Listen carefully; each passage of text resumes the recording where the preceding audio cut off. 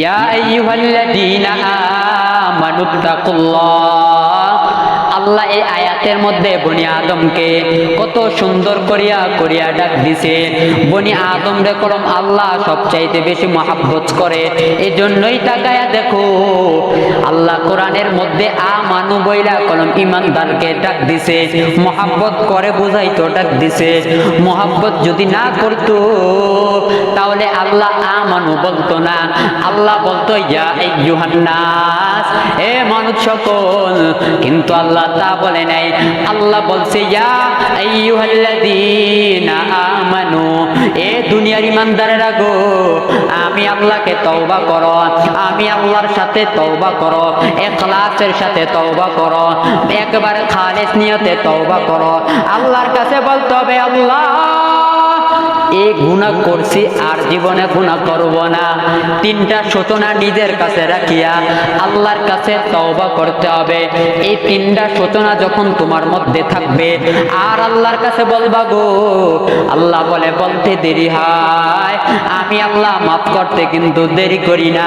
এর মধ্যে একটা হলো আল্লাহকে বলতে হবে আল্লাহ, নামাজের মধ্যে দাঁড়ায়া যাবি, দুইটা হাত আল্লাহর দিকে উঠায়া দিবা আর বলবা হে আল্লাহ যত গুনাহ করছি আজকে থেকে তওবা করতেছি, আর জীবনে গুনাহ করব না।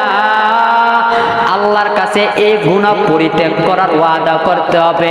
2 নম্বর আল্লাহর কাছে বলতে হবে আল্লাহ যত গুনাহ করছি আমি নিজের উপর অনুশোচনা করতেছি, আমি নিজের উপর জুলুম করে ফেলছি, আর গুনাহ করব না। আল্লাহর কাছে অনুশোচনা করতে হবে, আল্লাহর কাছে একেবারে খালেস নিয়তে বলতে হবে। 3 নম্বর আল্লাহকে বলতে হবে আল্লাহ আগামীতে যা কোনো গুনাহ করব না, সামনে যতদিন বাঁচিয়া থাকবো আর জীবনে গুনাহ করব না, আর গুনার কাছেও যাব না। আল্লাহ গো তুমি আমাকে মাফ করিয়া দাও। পয়গম্বর তখন হাদিস শরীফের মধ্যে জানায় দেয় আত্তা ইবু মিনাদ দাম্বি কামাল্লা দাম্বালা, তওবা করবা এরকম তওবা করবা।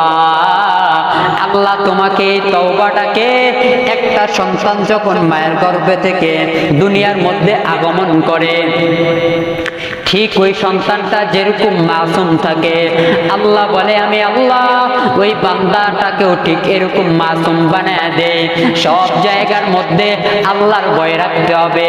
ইয়া আইয়ুহাল্লাযীনা আমানুত্তাকুল্লাহ, আল্লাহকে ভয় করো রে মুমিন, আল্লাহকে এরকম ভয় করবা।